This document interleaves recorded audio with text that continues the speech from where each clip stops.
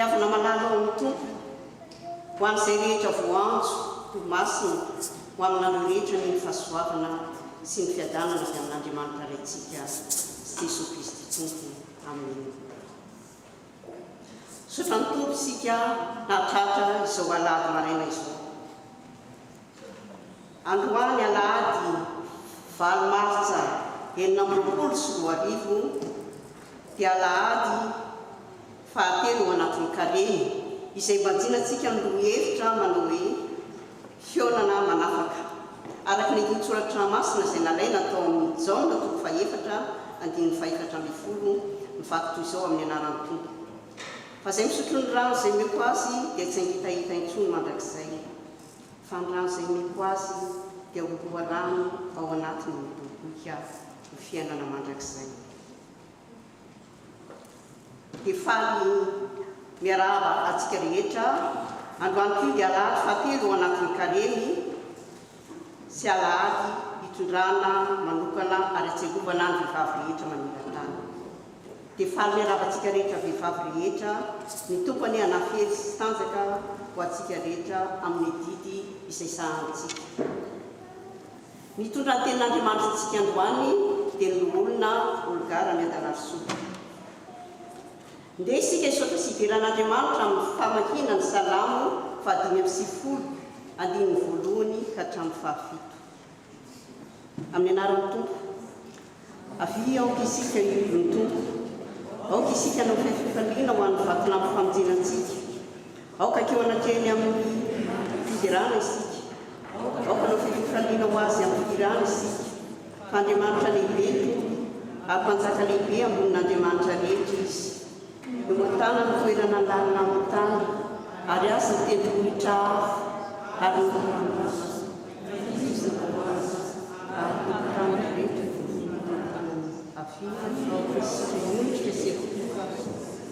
aoka isika andohary teo anatrehan'ny tompo tsy fanao antsika fa izy no Andriamanitsika ary olona fiandrony sy ondry tandremana isika.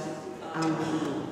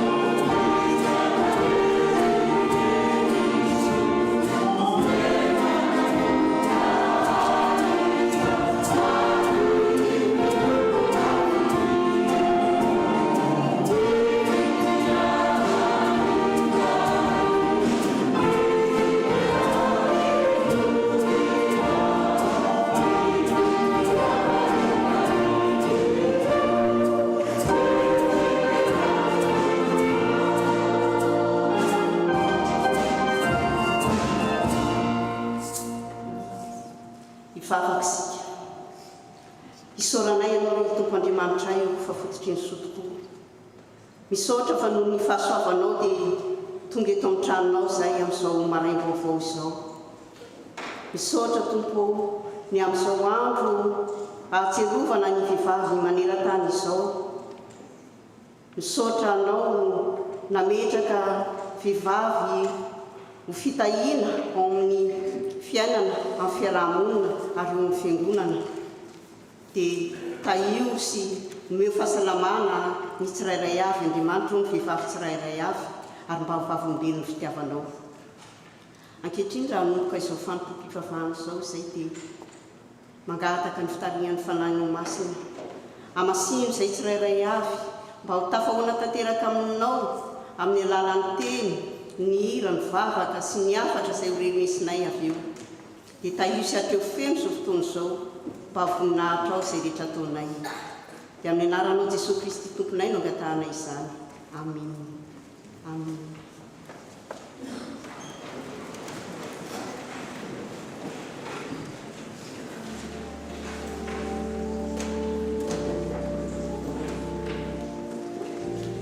Enoy ampanajana ary eritsereto sy saingisaino ny teny manambara ny sitrapon'Andriamanitra amintsika. Hoy Jesosy, fa na iza no misotro ny rano izay meko azy dia tsy hangetaheta mandrakizay. Fa ny rano izay meko azy dia ho rano miboboky ao anatiny ny fiainana mandrakizay. Amen. Tsy nahatanteraka izany tenin'Andriamanitra izany isika ry havana, ka ndia hiondrika sy hanetry teny eo anatreny ka hiaiky ny fahotantsika ary anaraka izotoam-bavaka izao vavakasika. Tompo Andriamanitra io, masina ianao ka mankala ny ratsy rehetra. Vao nandre ny teninao izay dia teo dia mahatsara fa tsy mendrika teo anatrehanao ary tsy nahatanteraka izany sitraponao izany akory satria isanandro sanandro izay dia efa manoloa teo anatrehanao na amin'ny vava na amin'ny teny ny amin'ny fihetsika na amin'ny fijerinay dia efa nanao izay nampalahelo ny fanahinao masina tamin'ny fomba maro samihafa rehetra izay.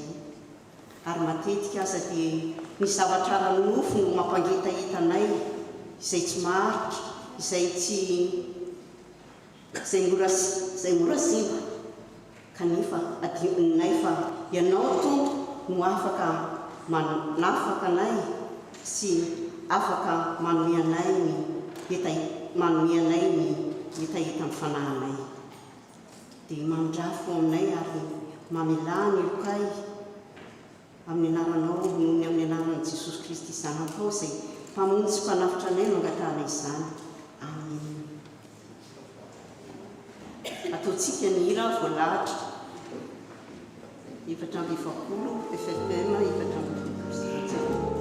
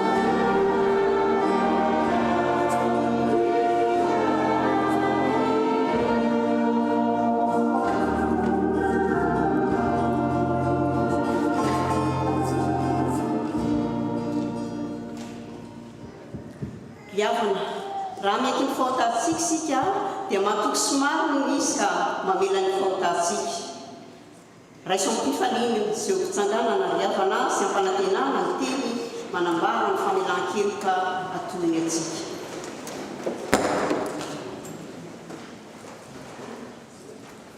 Hoy ny tompo dia ho fafazako rano madio ianareo hadio mba ho afaka mifalokonareo rehetra sy ny sampinareo rehetra no anadivako anareo ary ny fanahy totoko anatinareo ka hatonga anareo andeha amin'ny lavako sy hitandrina fitsiko ka anaraka azy. Sambatra ny olona izay voavelany elony sy voasarona ny volotany. Sambatra ny olona izay tisan'ny Jehovah eloka ary tsy misy fitaka ny fanahy. Voavelany elokareo noho ny anarany masina. Amen. Ndiranto. Mira Baba.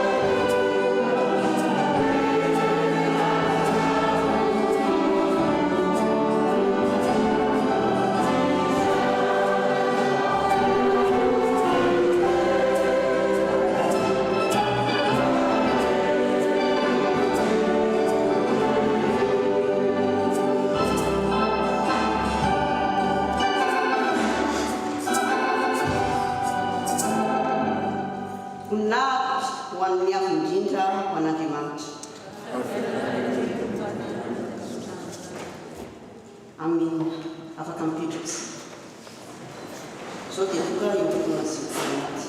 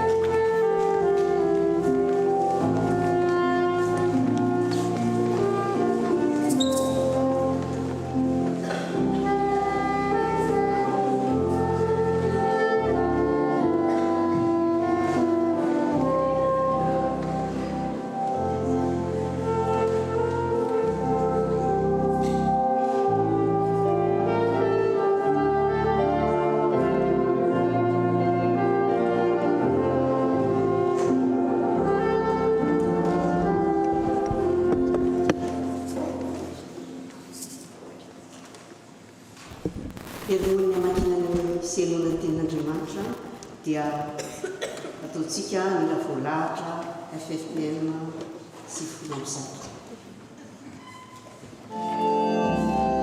Eo fitsanganana no avantsika izany.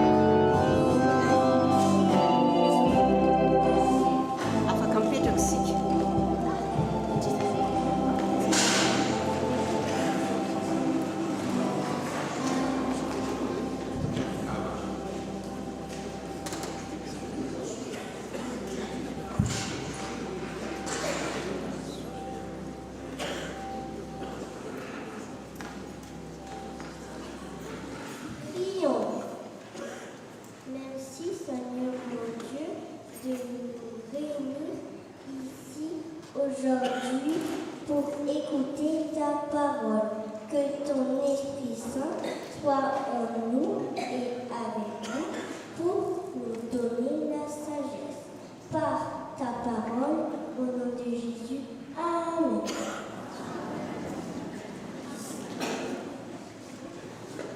Nous commençons la lecture dans Exode chapitre 17, versets 3 à 7. Assoiffé, le peuple se mit à protester contre Moïse en disant « Pourquoi nous as-tu fait quitter l'Égypte? Est-ce pour nous faire mourir de soif avec nos enfants et nos troupeaux ?» Moïse implora les secours du Seigneur. « Que dois-je faire pour ce peuple ?» demanda-t-il encore un peu. « Et ils vont me lancer des pierres. » Le Seigneur lui répondit « Passe devant le peuple, accompagné de quelques-uns des anciens d'Israël. Tu t'avanceras en tenant à la main le bâton avec lequel tu as frappé le Nil. Moi, je me tiendrai là devant toi, sur un rocher du mont Horeb. Tu frapperas ce rocher, il en sortira de l'eau et le peuple pourra boire. » Moïse obéit à cet ordre sous le regard des anciens. On a appelé cet endroit Massa et Meriba, ce qui signifie épreuve de querelle, parce que les Israélites avaient cherché querelle à Moïse et avait mis le Seigneur à l'épreuve en demandant « Le Seigneur est parmi nous, oui ou non ?»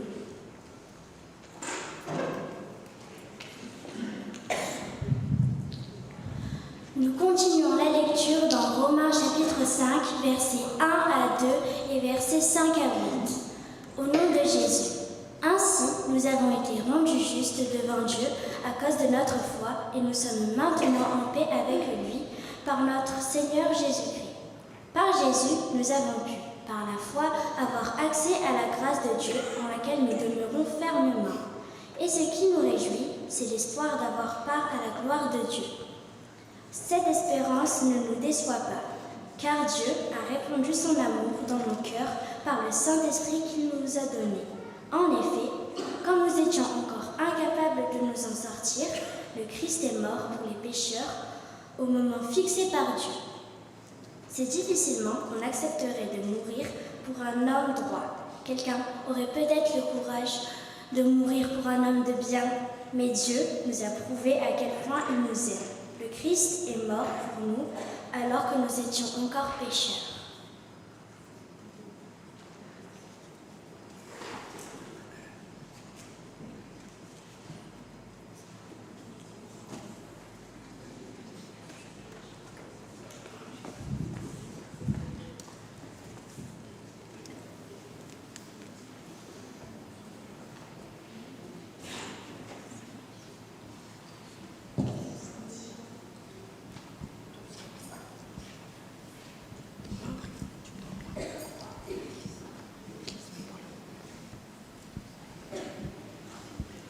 Nous terminons la lecture dans Jean, chapitre 4, du verset 5 à 42.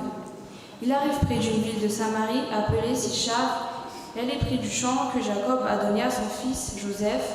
À cet endroit, il y a le puits de Jacob. Jésus est fatigué par le voyage et il s'assoit au bord du puits. Il est à peu près midi. Une femme de Samarie vient chercher de l'eau. Jésus lui dit « Donne-moi à boire. » Ses disciples sont allés à la ville pour acheter à manger. La femme samaritaine dit à Jésus « Comment, toi, juif, tu me demandes à boire, à moi, une samaritaine ?» En effet, les Juifs n'ont pas de contact avec les Samaritains. Jésus lui répond « Tu ne connais pas le don de Dieu. Tu ne connais pas celui qui te dit « Donne-moi à boire ». Sinon, c'est toi qui demanderais à boire et je te donnerai une eau pleine de vie. La femme lui dit « Seigneur, tu n'as rien pour puiser de l'eau et le puits est profond. Cette eau pleine de vie, où peux-tu la prendre? Toi, est-ce que tu es plus grand que Jacob, notre ancêtre, celui qui nous a donné ce puits?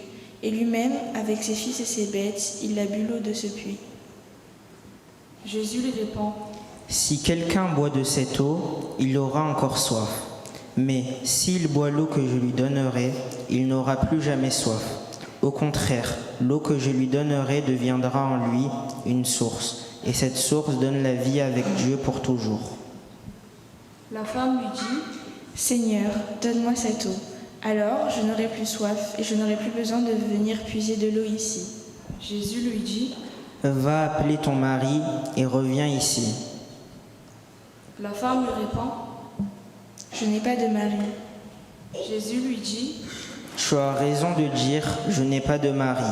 En effet, tu as eu 5 maris et l'homme que tu as maintenant, ce n'est pas ton mari. Tu as dit la vérité. » Alors la femme lui dit « Seigneur, tu es un prophète, je le vois. Nos ancêtres samaritains ont adoré Dieu sur cette montagne, et vous, les Juifs, vous dites, le lieu où il faut adorer, c'est Jérusalem. » Jésus lui répond « Crois-moi, le moment arrive où vous n'irez plus ni sur cette montagne, ni à Jérusalem pour adorer le Père. Vous, les Samaritains, vous adorez ce que vous ne connaissez pas.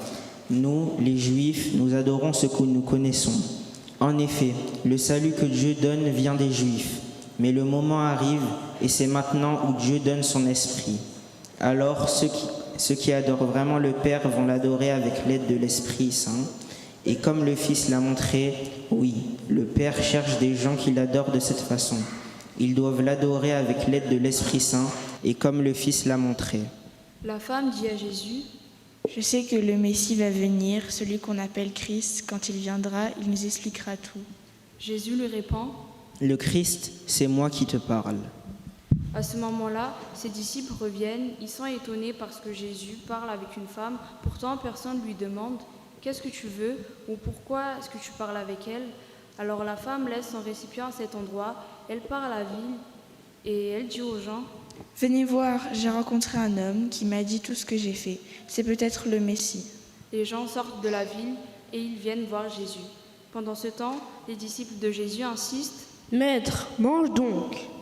Mais il leur dit « J'ai à manger une nourriture que vous ne connaissez pas. » Alors les disciples se demandent entre eux « Est-ce que quelqu'un lui a apporté de la nourriture ?»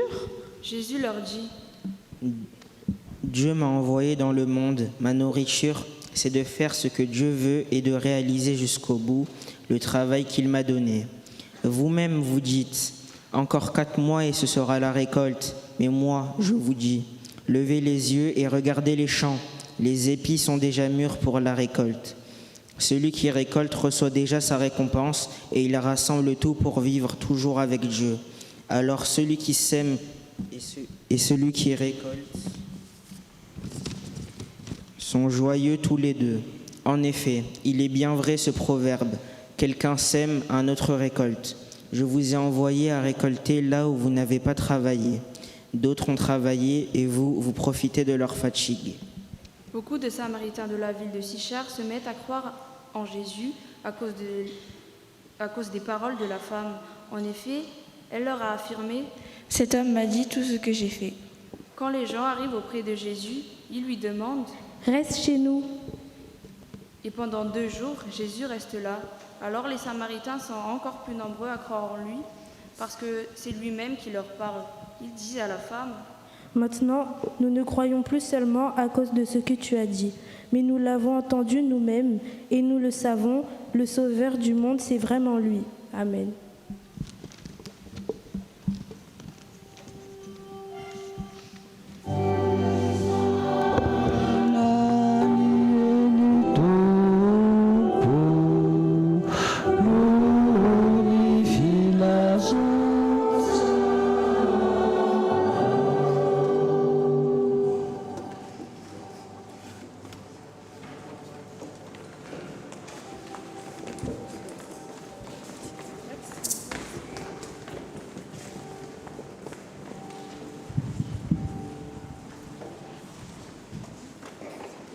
mialohan'ny enontsika ny afatra Andriamanitra izay hoentin'ny mpanompony dia ho pitsanganana nanaovantsika ny hira voalahatra.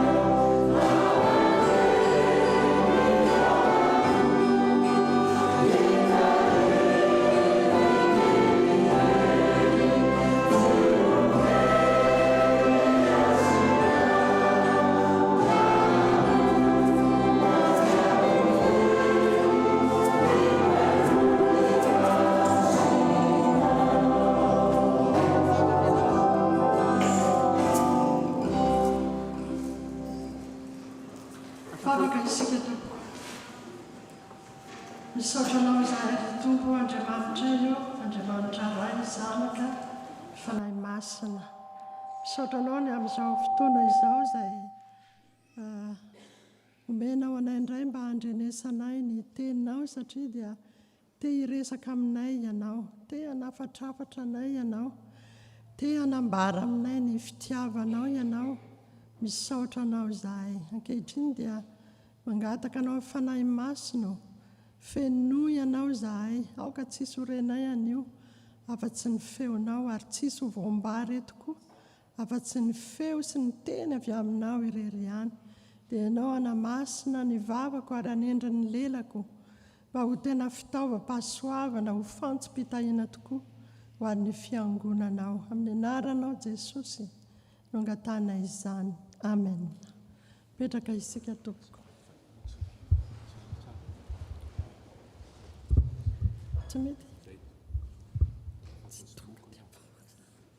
Merci. Fifaliana no miarabantsika rehetra ry havana amin'ity alahady fahatelo amin'ny karemity. Miaraba manokana ny vehivavy izany izay atao hoe andron'ny vehivavy moa androany. Dia ho vehivavy feno fahatahorana an'Andriamanitra tokoa isika, ho vehivavy feno fahendrena ary ho tena fitaovam-pitahiana tokoa eo am-pelantanan'Andriamanitra. Ny teny izay anjarantsika androany zany a dia somary lava ihany. Tsara nanaovan'ny sekoly-lahady azy a, somary natao fandimidimby ny famakiana azy mba miovaova ny feo, mba misy aina.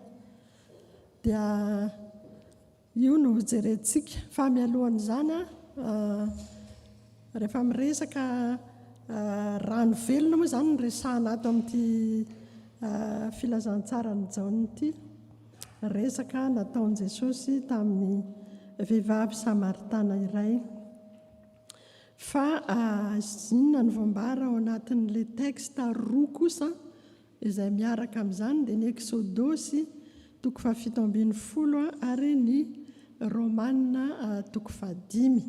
Ny Exodosy dia rentsika tsara teo miresaka ny zanak'Israely tany anefitra rehefa nentin'Andriamanitra ny ala ny fanandevozana tany Egipta izy ireo dia tonga tany anefitra. Fa ny zava-nitranga dia izao, tsy misy rano hosotroana ary tezitra ny vahoaka dia nilahady tamin'i Mosesy. Mazana ny zavatra mitranga tahaka izany dia Mosesy kosa miantoraka avy hatrany eo amin'Andriamanitra, ianao no nandefa nitondra an'ireo naka an'ireo tany, inona izay nataoko fa milahady amiko ireo. Dia Andriamanitra ao amin'ny fitiavany sy ny famindram-pony, na dia ny monomonina azy reto zanak'Israely eto, fantatra mihitsy hoe tsy fatokinan'Andriamanitra ilay izy.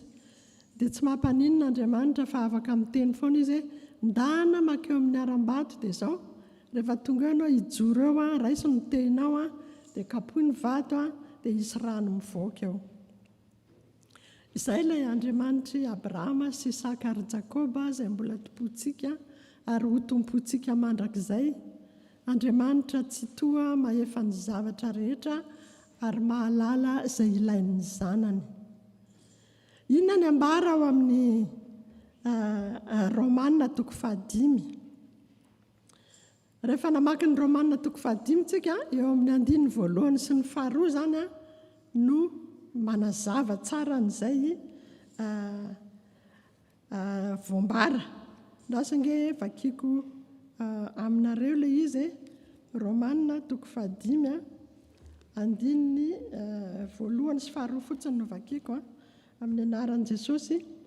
Koa amin'izany satria efa nohamarinina tamin'ny finoana isika, dia aoka isika anana fihavanana amin'Andriamanitra amin'ny alalan'i Jesosy Kristy tompontsika. Tamin'ny alalany koa no efa nahazontsika fanatonana amin'ny finoana ho amin'izao fahasoavana hitoerantsika izao, ka dia aoka isika hifaly amin'ny fanantenana ny voninahitr'Andriamanitra. Fahamarinana lehibe ny ambaran'ny apôstôly Paoly eto. No hamarinan'Andriamanitra isika tao amin'i Kristy Jesosy. Nino an' Jesosy Kristy isika dia lasa marina eo anatrehan'Andriamanitra. Ary rehefa marina eo anatrehan'Andriamanitra isika dia mihavana, vita fihavanana amin'Andriamanitra. Ary ny fanehonan' izany fahamarinana ngezabe izany dia izao tantara no vakiantsika tao amin'ny bokyny filazantsarany Jaonina, tantaran'ny Samaritana izao. No hamarinan'Andriamanitra isika satria nino an' Jesosy Kristy, ary rehefa no hamarinan'Andriamanitra dia izao vita fihavanana amin'Andriamanitra, manana fanantenana ao amin'Andriamanitra. Dia ambarany eo moa ilay izany fanantenana izany tsy midecevoir antsika mihitsy izany fanantenana izany, tsy mamitaka ve izany fiteny asa hoe tsy haiko ilay expression, fa izay tsy ho déçu mihitsy sika na oviana ao anatin'izay fanantenana izay, satria any amin'ny Salamy 81 zany dia ozy izy ny tompo hoe tafiako voninahitra ianao, haninandratra anao, hanome voninahitra anao. Izay ilay voninahitr'Andriamanitra omena antsika izay ilay tsy mba mandiso fanantenana. Voilà, tsy mandiso fanantenana antsika mihitsy izany atao hoe manantena ny voninahitr'Andriamanitra izany. Ary rehefa mamaky zany tsika ny filazantsara ny ajaona, eto moa zany le tena ataontsika hoe illustration any fahamarinana izay ambaran'ny tenin'Andriamanitra tato amin'ny Romanina, dia somary lava le izy kanefa tsaroa fa ny texte rehefa lava be dia mazava zay ny tiany ambara, fa rehefa ny texte mifokely mieritrereta fa sarotra izy zay. Ka izao teny ato amin'ny filazantsarany Jaona izao zany mijerentsika vetivety inona ny zavatra nitranga. Ny zavatra nitranga dia izao: mahita an' Jesosy sasatra isika, sasatra amin'ny andro amin'ny 12 atoandro migaingaina, nandeha lavitra ary dia sasatra, maty ketaeta. Dia mipetraka amin'ny fanontaniana hoe Andriamanitra ane Jesosy e? Nahoana riziny mivizaka? Maninona riziny sasatra? Nahoana riziny mangetaeta? Ka Andriamanitra nga tsy mahay manala an'ilay etaeta ao anatiny? Izany fanontaniana mety hipetraka daholo. Fa ny zavatra fantatritsika dia izao: izay maha-izy an' Jesosy tsy takatry ny sain'olombelona. Eto izy izao dia miseho amin'ny maha olombelona. Fantatritsika tsara hoe Andriamanitra, Jesosy dia olombelona zato isan-jato ary Andriamanitra zato isan-jato. Miteny mantsy izy hoe Andriamanitra ao aminy, fa izy raha teo dia Andriamanitra. Voalaza any amin'ny Jaona 1 zany ny teny dia Andriamanitra. Zay, ny teny dia Andriamanitra. Io teny io dia izao Jesosy Kristy, lay teny namoronina izao tontolo izao, Jesosy. Ary Jesosy rehefa miteny hoe sasatra, dia sasatra ilay maha olombelona azy. Ny lalana ve ny nanasatra azy? Betsaka ny zavatra nanasatra azy. Jereo fotsiny ary amin'ny 1 ary. Rehefa nafantatra ny fariseo fa be dia be ny olona manaraka an' Jesosy, natahotra zany ny fariseo feno fialonana fa tsisy mpanaraka tsony izy, fa lasa an' Jesosy daholo ny vahoaka. Dia lasa Jesosy niala teo. Tsy te ahita akory an'ireto fariseo feno fialonana, feno faratsiana, feno fankahalana. Zany manasatra an' Jesosy. Ny asa izay ataony raha teo. Hoy izy ny tenin'Andriamanitra tao amin'ny Romana hoe vita fihavanana amin'Andriamanitra isika noho ny finoantsika an'i Kristy Jesosy, satria marina eo anatrehan'Andriamanitra isika. Mbola misy zany olona mbola tsy tonga ao anatin'izay fihavanana amin'Andriamanitra izay, ka tsy maintsy mandeha izy.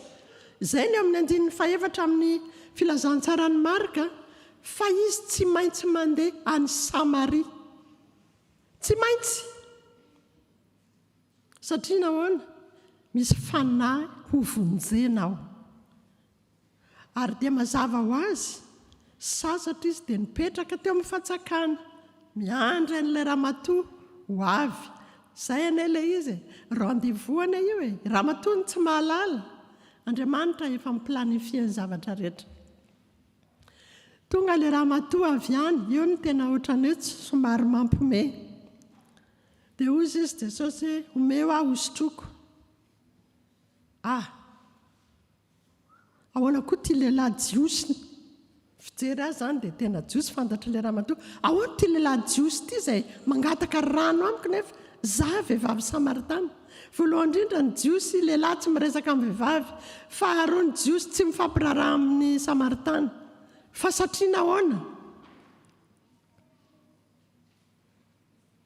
Dia hoy izy ilay ramatoa, ka ianao jiosy ka maninona ianao miresaka amiko? Ianao maninona ianao lehilahy nefa ianao za miresaka amiko ianao? Tao anatin'ny vehivavy io zany amin'izay fotoana izay raha eritreretintsika amin'ny maha olombelona fotsiny raha zao karazana misy fierté kely zany. Fierté satria nahoana? Somary nianjona kely angamba izy ny teny hoe akory izay jiosy tsy te hiresaka aminay nefa izao mangataka rano amiko ihany. raha tsika zao no teo amin'ny toeran'ilay vehivavy mety ohatrohatr'izay ny tranga sy akory izay tsy mifampiraharaha aminay nefa jereo mangataka rano amiko zany e samaritany ary mangataka satria koa tsy manana siny tsy manana fanovozana akory jiosy mba tsy te hiraharaha aminay nefa siny ara-tsy ananana zany zavatra mety hitranga ao amin'ity vehivavy ity zany ny zavatra tsy fantany dia izao Jesosy rehefa miresaka aminy teny hoe omeo aho osotroko dia izao Jesosy efa te hampahafantatra azy fa io vehivavy io izy no tena mangetaeta izy no tena mila fitsaharana izy no tena mila omena rano izay ilay resaka dia ianao izy izy tsy manana fanovozana ka iza koa no azahoanao rano eto satria Jesosy miteny aminay za nge manana rano omenanao na iza misotro izay ilay verset izay noraisina zany ho fototry fiorenana izao tenin'Andriamanitra izao na iza misotro ity rano ity rano izay fatsakana irairay ihany ity satria fandarintsika hoe Jakoba izay le mba razambe iraisan'ny jiosy sy ny samaritana avy eo no nipoiran'izy ireo satria ny samaritana anie dia jiosy ihany fa saingy izao rehefa lasa tany Samaria dia nifangaro tamin'ny ponina tao ary efa tsy jiosy pura ntsony fa karazana metisy safiotra ozy tsika malagasy anika mba tany sain'le ramatoa teo fatsakan'ny Jakoba razatsika tanareo razatsika izay no soratany ao fa ny zavatra tsy azony ary tsy mbola mety ho azony fa hitantsika hoe manahoana ny évolution an'ilay resaka mahatonga azy lasa na ny siny aza adino dia hoy izy Jesosy hoe na iza misotro ty rano ity mbola angetaeta mbola hiverimberina eto akarano mbola tsy ho afaka mihitsy ny etaeta na ninona izy na ninona maka rano eo foana izy dia misotro tsy afaka etaeta izy fa izay misotro ny rano izay omeko azy za manana loha rano velona dia tsy angetaeta mandrakizay izy le raha matomba meo eto indray fa mivadika ny rasa meo tsy angeta tsy andeha aty ntsony angetaeta tsy akarano ntsony tsaroantsika moa fa amin'ny 12 taona le raha matony tonga teo satria raha matoa io rehefa novakiny Jesosy ny fiainany dia hita fa vehivavy ratsy fitondrantena ary aoriana kely ao izy dia atsapany izay ao ilay fitaritany Jesosy an'ilay teny izay tsy ahoana reny itenenana zany tsy manevateva fa mitarika azy mba hahatonga azy atsiaro tena raha ohatra hoy izy Jesosy misotro ny rano omeko ianao dia izao tsy mangetaeta mandrakizay ny andramatoa loha rano amin'ny fatsakan'ny Jakoba ny fantany neny Jesosy rano lay loha rano velona lay efa nasain'Andriamanitra nomeny Mosesy ny zanak'Israely izany ny tiana omeny an'ity ramatoa ity fa inona moa izay loha rano izay hitantsika eo anie dia ohatra ny karazana manao dialogue de sourd izy kanefa misy ihany évolution kely manomboka miditra tsikelikely ny domaine spirituel ao amin'ilay resaka hifanaovana dia hoy izy Jesosy hoe tsy ty rano ty ny resahana fa ny rano omeko aiza ny azahoanao an'ilay rano ianao raha tsy manana siny tsy manana fanovozana azonareo dia izy Jesosy hoe ohatra ny sarotra be miresaka aminao fa ndana tsy ho vadinao fa vadinao ngamba mety hanazava aminao an'ilay izy eo amin'izay lay atao hoe ahoana re zany lay fanasitranana ny fery manomboka eo zany dia potsitra ny abse aitsika tsara hoe tsy fantako nareo mpitsabo nga mamafantatra tsara n'izany efa misy fery eo dia zao potsirina za mantsy efa tratra n'izany tamin'ny fotoana fahakely tena hitanareo le bande velpo tsy haiko na 3 mètre reny telo tamin'ireny natsofoka tao anaty fa nisy abse ny tongotra dia zay le abse potsiriny zay nefa ny tena manafaka ary eto ty ramatoa ty dia manomboka mahatsiaro hitanareo ny teny izay mivoaka ny vavan'i Jesosy raha vao nanomboka ny teny izy omeo aho hosotroko na iza misotro ty rano ty mbola angetahita zay misotro ny rano omeko azy tsy angetahita mandrakizay reny teny avoakan'i Jesosy reny teny manana hery teny manana fahefana ary eto dia manomboka mahakasika ny ty ramatoa ty natonga azy ny teny hoe fantatro fampaminany ianao satria tsy ao andohan'ilay ramatoa tsony le hoe tiany siny dia akarana fa eo valiko ianao manaraka fa leo akarana non efa nanomboka nikasika n'ilay ramatoa ny teny avoakan'i Jesosy ary manomboka eo ilay loharano efa manao ny asany tana tsy vadinao tsy manambady aho izy dia ozy Jesosy eny ary mariny izany teny tany sain'i Jesosy ny fiainany tantarain'i Jesosy teny fiainany eo ilay ramatoa fa natsiaro hoe fantatro fa mpaminany ianao satria tsisy miafina ka zay nge le Jesosy ivavahyntsika ry havako e tsika ny sahirakirana indraindray manao komédie manao zavatra fa le Jesosy tompontsika neka mahita ny zavatra rehetra mahita ny miafina rehetra izay ao anatin'ny fotsika mangina tsy ambarantsika nizaniza mianjaanja eo anatrehany miariary eo anatrehany dia hoy ilay ramatoa hoe fantatro fa mpaminany ianao fa nitohan'ny resaka dia zao somary ohatrany nanao diversion kely izy asa nohatrany atao hoe te hiaro tena ve nefa atao tsy dia izay loatra nataony hoe kaiza raha ny teny ivavahany ohatrany hoe tsy fantako anie izay inoko nareo jiosy miteny any Jerosalema ny sasa miteny eto satria rehefa tsy navelany Ezra zany ny Samaritana andray anjara amin'ny fananganana ny manda rehefa niverina avy any Jerosalema dia zao tezitra ny Samaritana lasa miala teo fa tezitra dia nanangana tepolo tao tendrombohitra Garizim ary ao iresahany ty vehivavy ty hoe aiza raha ilay ivavahany any Jerosalema sa ato amin'ity tendrombohitra ity dia hozy izy Jesosy Andriamanitra koa nge mba mangetaheta Andriamanitra koa mangetaheta te hanana mpivavaka marina izy izay mivavaka amin'ny fanahy sy ny fahamarinana mangetaheta-nyzany koa Andriamanitra zay ny ambaran'i Jesosy eto mangetaheta-nyzany Andriamanitra ary mangetaheta-tsika izy mba hatonga antsika hivavaka amin'ny fanahy sy ny fahamarinana ity ramatoa ity anisan'ny goutte d'eau anankiray izay mampangetaheta ny fanan'Andriamanitra mampangetaheta an'i Jesosy tsy maintsy nakany Samaria izy noho ny amin'ity vehivavy ity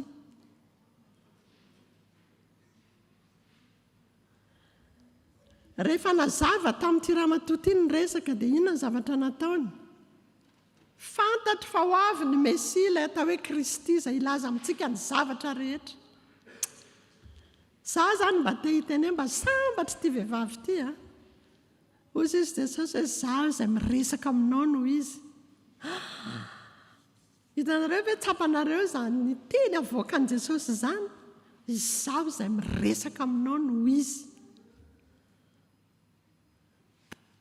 lasa le ramatoa tsisy resaka ntsony le fatsakana rano le Jakoba fatsakany Jakoba le Jakoba razatsika le za le tsy mino fa aiza ninoko Jerosalema sa Garizima sa aiza lasa izy nizakazaka zay lay teny iasan'ny fanahy masina satria teny manana hery, manana fahefana, dia mitobaka ao amin'ity ramatoa ity.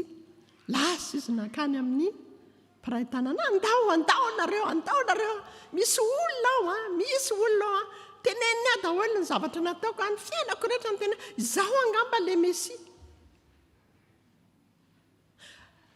Zany ny fomba fiasan'i Jesosy ry havana, ary tsika rehetra izao samy nandalo tamin'izany mino izany a.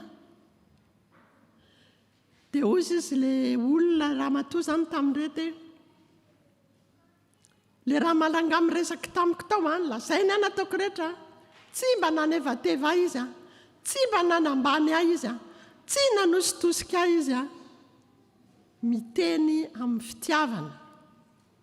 Satria ty ramatoa ty mantsy araka ny faharatsy mpitondran-tenany tsy te hiraharaha izay olona ao an-tanàna, tsy te hiresaka, tsy te hifanena, tsy te handre-resaka. Izay le matsaka amin'ny 12 atoandro. Ora jiosy moa tsy izay 12 atoandro izay, raha ny ora romanina dia amin'ny 9 izay. Fa ora jiosy ny resahana eto dia tsy te hifanena amin'izanizy satria tsisy olona ankarano amin'ny 12 atoandro izany. Fa rehefa nakao amin'ny mpiray tanàna izy dia nambarany tao, tanareo rava teo ilay ramatoa tsy te hifampiraharaha amin'olona, afaka ilay aiainy, ilay tebitebiny, ilay fahamenarany noho ny toetra ratsy, satria izao efa niaiky teo anatrehan'i Jesosy izy, fantatro fa mpaminany ianao, ary ianao izy le Kristy miresaka mivantana, izaho no izy, izaho ilay sasatra, izaho ilay nipetraka teo amin'ny fatsakana, izaho ilay nangataka rano taminao, izaho no Mesia, izaho no Kristy. Ry havako, nangoritsina rehefa namaky an'ity texte ity. Zany tokoa moa ianao Jesosy, izahay izay tao anatin'ny fahotana angitsokitsoka, tao anatin'ny aizina faratsipitondran-tena, tsisy tsy natao hatramin'ny tsy finoana aza mety ny seratserana, kanefa dia niandry Jesosy. Rehefa tonga ny fotoanany dia izao avy amintsika senao izy miteny hoe omeo aho isotroko. Hitanareo Jesosy rehefa mangataka zavatra izy ny tena marina ao anatin'izay fangatahany izay dia izao, te hanome anao izy, te hanome anao zavatsoa izy. Aitsika tsara ny oabolana 7:20 andininy 9:20, anaka atoloreany fonao. Le fotsika feno faharatsiana, le fotsika feno tahotra, feno tena hoe loto lomorina, meo ahy io ho dioviko, ho amboariko, ho amariniko ianao, ho mpandovany fanjakako ianao, ho mpiray lovamiko ianao, omeo any fonao amboariko. Zany angezo nataon'i Jesosy izao izany anie nataon'i Jesosy tamintsika. Omeo ahy io, tsy misy afa-tsy izy irery ihany, no any tokana mahay manasitrana ny fotsika, mahay manafaka atsika, ary izay no nametrahana hoe fihaonana manafaka. Misy ange ny rendez-vous tena toksika, misy rendez-vous toksika matsiravina mihitsy. Fa rehefa Jesosy no manao rendez-vous amintsika dia fantaro fa isy fanafahana goavanao, isy fitsaharana tsy misy ohatr'izany. Ty vehivavy ty dia nandray an'izany, ary izany no mbola iantsony izao tenin'Andriamanitra izao atsika. Rehefa vita fihavanana amin'Andriamanitra isika dia izao rava rava ny fisarahana rehetra na inona endrika izany na inona fisehony izany rava izany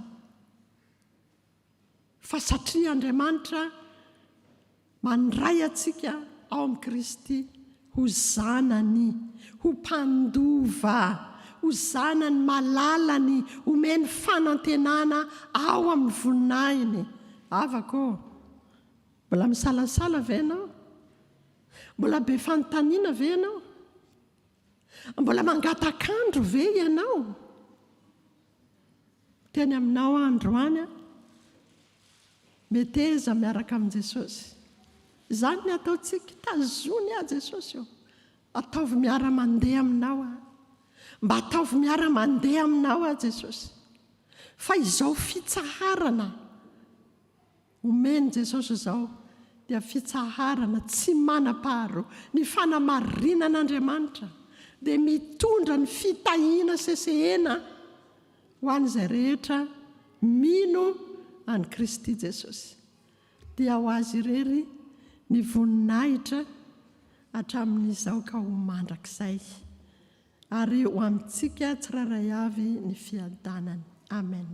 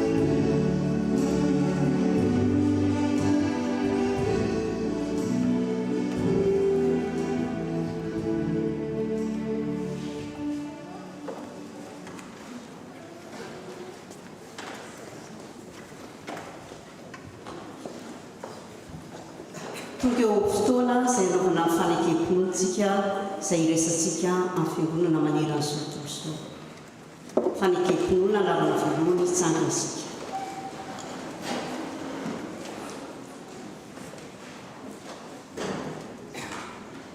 Mino an'Andriamanitra retsotoa mpanao lanitra sy ny tany ary mino an Jesosy Kristy zanany tokony atolotsika izay nitolotoloana tamin'ny fanahy masina nateraka natapefitsiky nijaritra napilato nombona tamin'ny azo fijaliana maty ka nilevina nidina tany ampiainatsika nitsangana tamana tamin'ny alifahatelo niakatra ao amin'ny lanitra nipetraka eo ampafanan'Andriamanitra retsotoa avy any ny tsara vela sy ny maty mino fanahy masina fiangonana masina manera Jesosy fiangonana masina ny famelan-kelika fitsangana-tena maty ary ny fiainana mandrakizay.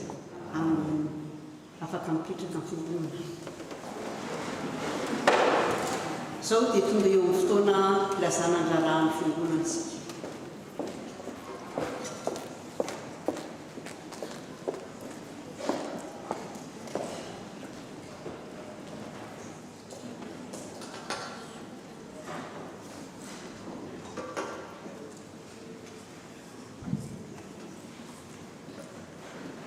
Amin'ny fifaliana indray miara-banantsika rehetra amin'izao alahady fahavalo ny volana marsa 2024 izao. Faly miarahaba ihany koa andreo izay manaraka izao fotoam-pivavahana izao amin'ny alalan'ny Zoom na YouTube. Mahandro iraisam-pirenena fankalazana ny zony vehivavy ny andro anio dia miarahaba manokana ny vehivavy rehetra eto amin'ny FPMA ex Marseille. Ho amintsika rehetra hatrany anie ny fiadanan'ny tompo. Misaotra ireo izay rehetra nandray anjara tamin'ny fanomanana izao fotoam-pivavahana izao. Ny pasterantsika moa dia tsy eto toerana fa nanatrika ny aladin'ny mpitandrina any Saint-Étienne. Raha misy amintsika no samba ny voatonga mivavaka eto amin'ny FPMA ex Marseille androany dia angaviana izy hitsangana mba ho arabain'ny fiangonana.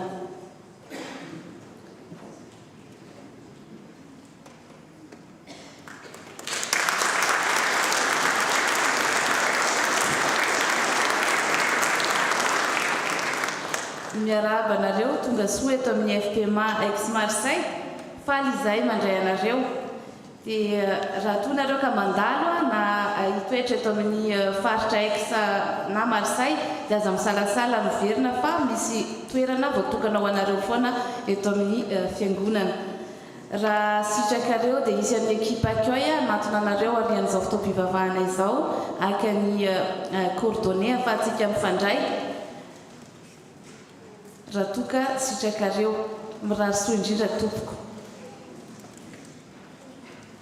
Araky ny mahazatra dia indro hitantsika eo amin'ny fafana ny fandaharam-potoana ny fiangonana isaky herinandro. Tsy misy ny fianarana katekomena amin'ny alahady 15 ny volana marsa ho avy izao. Manentana antsika foana anatrika ireny fotoana ireny araka ny fahafahantsika tsirairay avy. Ireto indray ary ny fandaharam-potoana manaraka sy ireo daty tsara ho tadidy.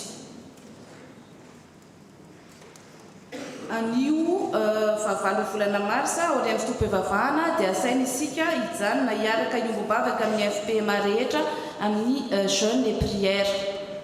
Ny 15 volana marsa moa dia alahady ny fifoazana ary ny faharoa amby roapolo ny volana marsa dia culte francophone no ho tanterahana eto am-piangonana. Manaraka izany dia misaotra an'Andriamanitra lehibe isika afaka nanatanteraka ny hetsika voalohany tamin'ny alahady heriny. Araky ny hitantsika moa dia mitotaly 5 605,90 centimes ny voantsika. Raha toa ka 5 000 € ny tanjona no kasaina. Voninahitra ho an'Andriamanitra irery ihany ary misaotra antsika rehetra ihany koa. Aorian'izao filazan-draharaha izao dia andray fitenenana eto ny flou hisaotra antsika. Ny rakitra fandraisana tamin'ny alahady heriny dia 422 € 30 centimes ary ny nisy voalohan-bokatra 160 €.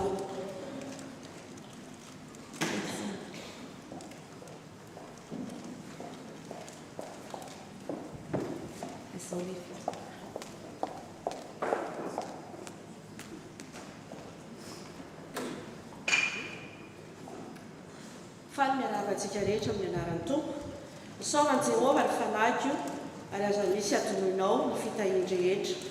Salamo 3:1-5. Miava malala araka izany teny izany dia atotontsika ny tompo ny dera sy voninahitra ary ho azy leliany izany satria miasa tao amin'ny fiangonany ilay teny manao hoe aoka ny olona rehetra samy anome araka izay nikasainy tao am-pony tsy amin'ny alahelo na antely fa nanome akafaliana no tian'Andriamanitra.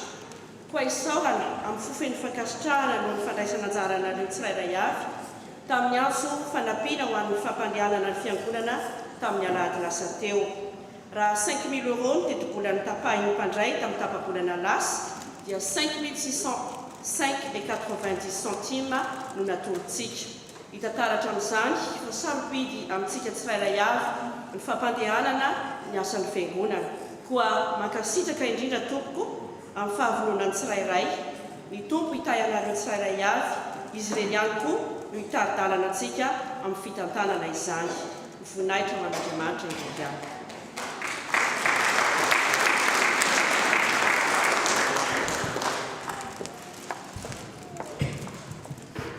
Toy ny raharaha eto amintsika vaovao avy eto atoerana. Mitohy hatrany ny fitondrantsika mbavaka ny Sabina Rarindranto izay mbola tsy salama sy ireo izay mandalo tsy fahasalamana ihany koa amin'ny cellule de prière isaky ny talata. Tsy misy intsony ny alakamisy fa talata ihany. Fisaorana avy amin'ny sampana zava-maneno. Chantez pour lui, jouez pour lui de vos instruments, redites toutes ses actions étonnantes. 1 Chronique, chapitre 16, verset 9. Le SZM, ex-Marseille, vous remercie infiniment pour votre présence et votre participation à notre concert scène ouverte du 7 mars. Grâce à Dieu, tout s'est bien passé dans la joie et dans la fraternité. En espérant vous retrouver encore plus nombreux les prochaines fois avec de toutes aussi belles surprises. Vaovao avy amin'ny 13 Mada, association d'entraide eto amin'ny fiangonantsika. Androany no anatanterantsika ny famangina sy fitondranam-bavaka ny fianakaviany Rabe Saiky Aingotiana izay namoiny rahalainy efa napita tamintsika teto ihany. Misy foana ny pôle médical eto amintsika izay misy ny consultation médicale, fakana rendez-vous dentaire, assistante sociale ary avocat. Omenantsika manaraka eo ny fotoana manaraka. Mitohy hatrany ireo fanatanjahantena, karaté sy fitness araka ny fandaharana. Ny banque alimentaire ihany koa dia misokatra hatrany ho an'ireo izay rehetra mila izany. Aza misalasala ihany koa raha toka nisy olona akaiky atsika mila fanampiana. Raisina tanandroa foana moa ireo izay maniry halohana ny banque alimentaire. Raha misy mahalinantsika na raha toa mila fanazavana mpanampiny isika ny amin'ireo asa sosialy voalaza ireo dia afaka manontany ireo tompon'andraikitra isika. Vaovao avy amin'ny faritany mahakasika ny Zaikabe Grand Sud efa tapitra ny fisoratana anarana fa kosa raha misy amintsika ny maniry anatrika ny fotoana ny asabotsy na ny alahady ka tsy nijanona matory dia toy izao ny sarany. Ny sabotsy dia misy frais de structure 25 €, 18 € ny sakafo atoandro. Ny alahady ihany koa dia 18 € ny sakafo atoandro. Raha ohatra kosa isika ka tonga mivavaka ka tsy misakafo dia tsy misy ny aloha. Mila misoratra anarana alohan'ny 23 mars amin'ny tatinivy isika raha maniry anatrika izany. Vaovao avy amin'ny Foibe. Ny fa 5 fa 6 ary ny fa 7 ny volana May dia ho tanterahina ny Orléans ny Cœur Uni 2026.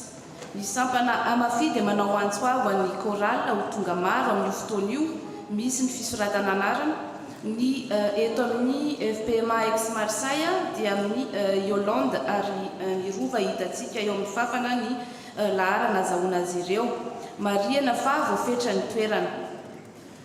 Toy ny mahazatra dia misy roa ny rakitra ataontsika. Ny rakitra voalohany amin'ny fampandehanan-draharaha, ny rakitra faharoa dia ho an'ny ezaka trano ary afaka ataontsika virement bancaire, chèque na espèce na carte bancaire izany fanomezantsika izany. Ny ekipa finance etsy aoriana dia vonona trano andray ny voaloham-bokatritsika na ny fanomezana ihany koa sotratsika naharitra ny aino izay indray ary vaovao eto amin'ny fitandremantsika samy isika mahatsiaro ambavaka azy ireny dia ho an'Andriamanitra irery ihany eny voninahitra.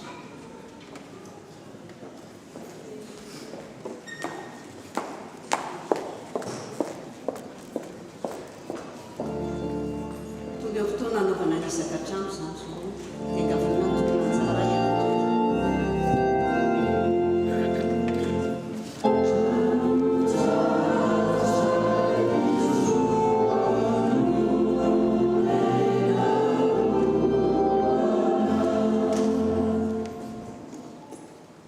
Je vous invite à la prière. Seigneur Jésus, nous voulons te remercier pour ce magnifique temple que tu nous as donné. Merci pour toutes les activités que tu nous permets d'y faire, pour ta gloire. Aide-nous à les respecter, à en prendre soin et à utiliser comme tu le souhaites. Aide-nous dans la réalisation des travaux qu'il nous reste à faire. Et aide-nous à payer ce qu'il reste pour que cette église soit définitivement à nous. C'est toi qui pourvois à nos besoins. Merci pour toutes les personnes qui prennent soin de ton église. Amen.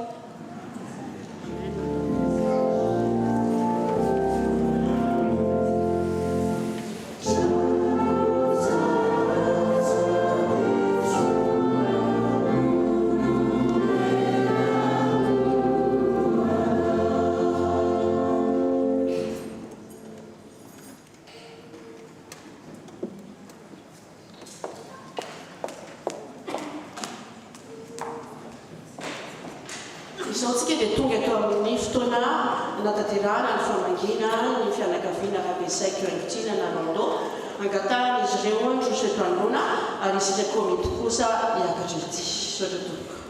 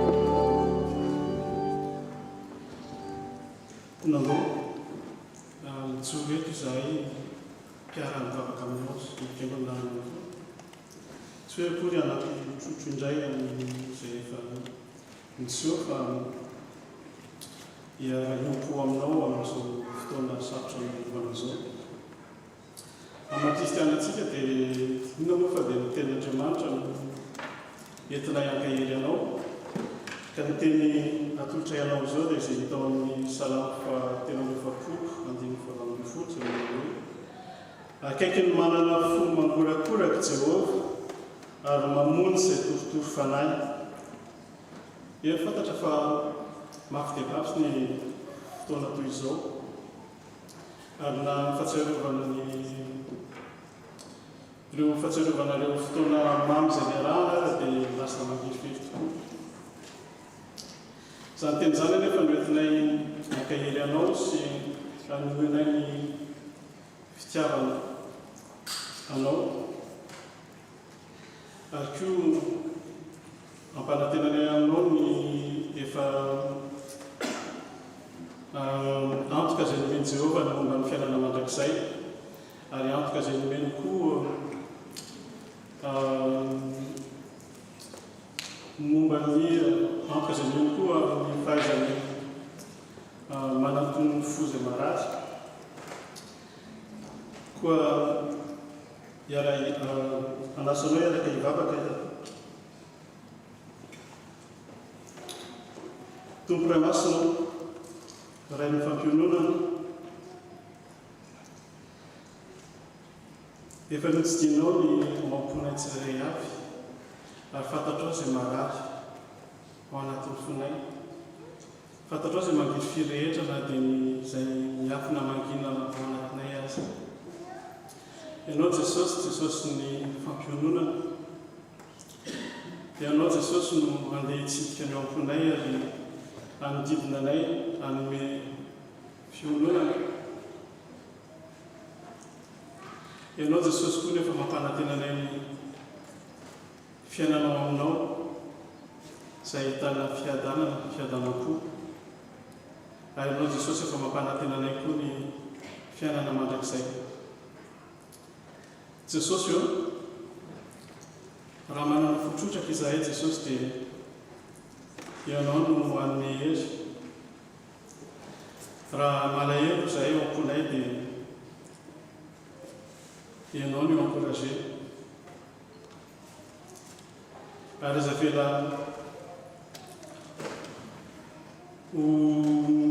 azavela ny alahelonay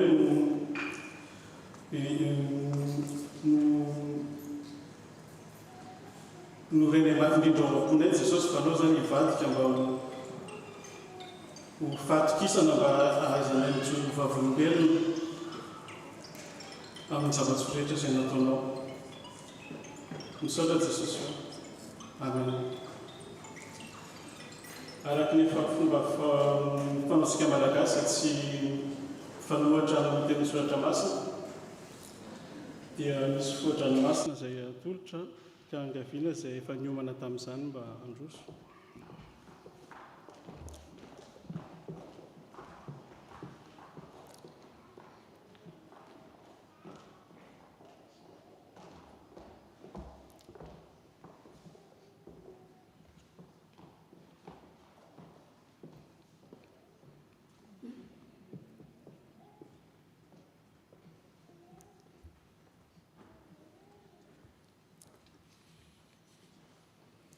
Araka ny efa fanaontsika moa tsy androso etyntsika andray tanana, fa fanaontsika dia mariky ny fiarantsika miory sy firaisan-kina dia atsangatsika ny tanantsika ankavanana.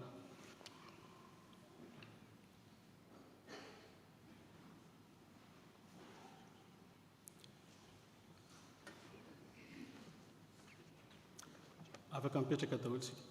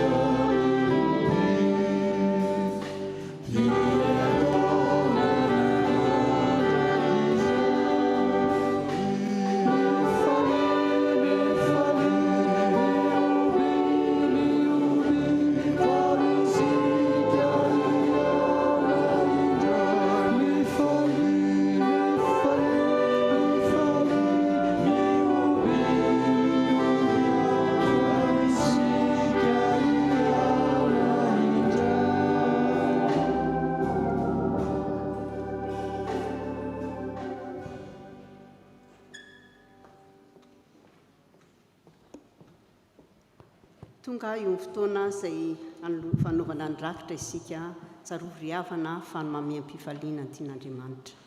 Eo ampanaovan'izany dia ataontsika ny hira voalahatra.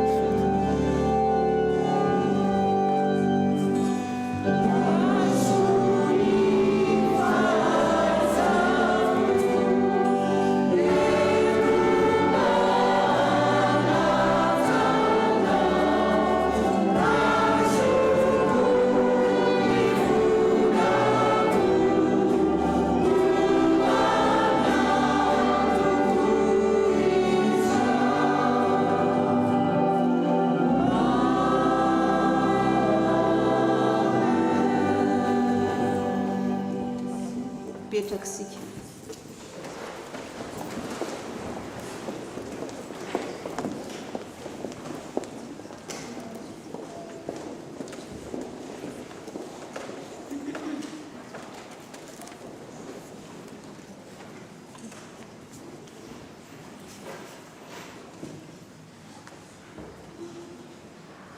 Misaotra ny tompo isika fatateraka somatsara sy fotoana izao. Izao dia tonga eo amin'ny vavaka fisaorana sy fankatanana.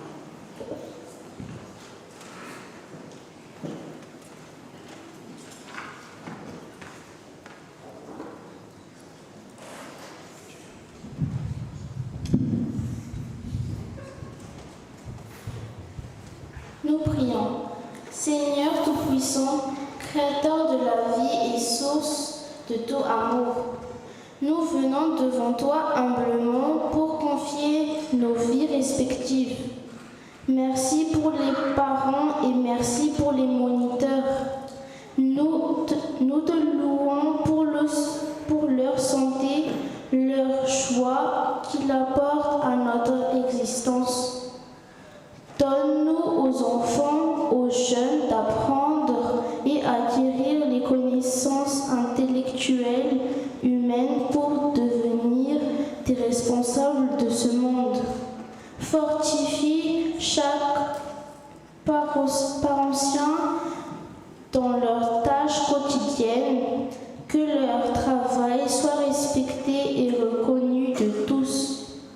À toi, Seigneur, qu'appartient le monde entier et tout ce qu'il contient. Apprends-nous à nous offrir à toi. Donne-nous un cœur confiant pour pouvoir donner du temps, de l'argent, de l'énergie au service de ton évangélisme.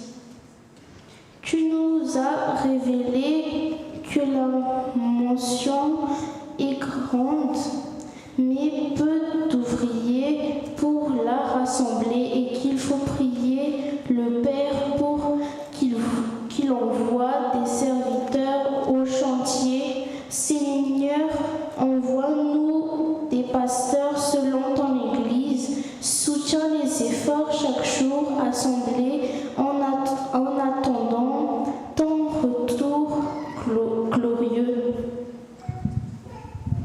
Nous t'apportons tous ceux qui souffrent, quelle soit l'origine de leur souffrance, la maladie, le deuil, la persécution, toute autre épreuve fortifie notre foi. Viens à notre secours. Seigneur, veille sur nos proches et ceux qui nous sont chers. Couvre-les de ta protection. Seigneur, nous te prions pour tous les pays du monde. Veille sur leurs dirigeants, assiste-les à leur charge, propage ta paix dans ce monde. Merci Seigneur d'entendre nos prières et nous terminons par la prière que tu nous as enseignée. Notre Père qui est aux cieux, que ton nom soit sanctifié, que ton règne vienne, que ta volonté soit faite sur terre comme au ciel. Donne-nous aujourd'hui notre pain de ce jour. Pardonne-nous nos offenses, comme nous pardonnons à ceux qui nous ont offensés. Ne nous laisse pas entrer en tentation, mais délivre-nous du mal. C'est à toi qu'appartient le règne, la puissance et la gloire. Amen.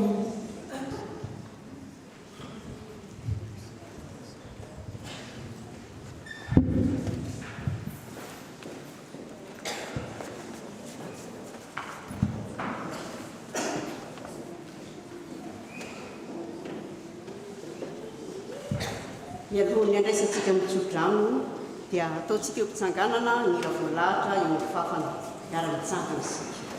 Amen.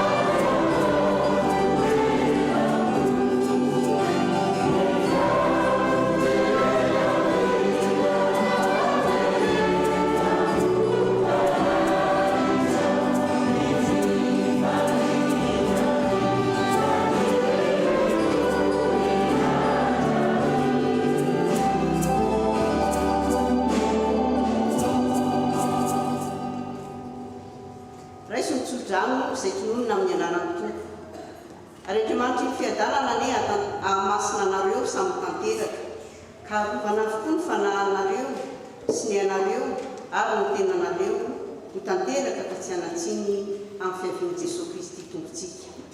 Amen.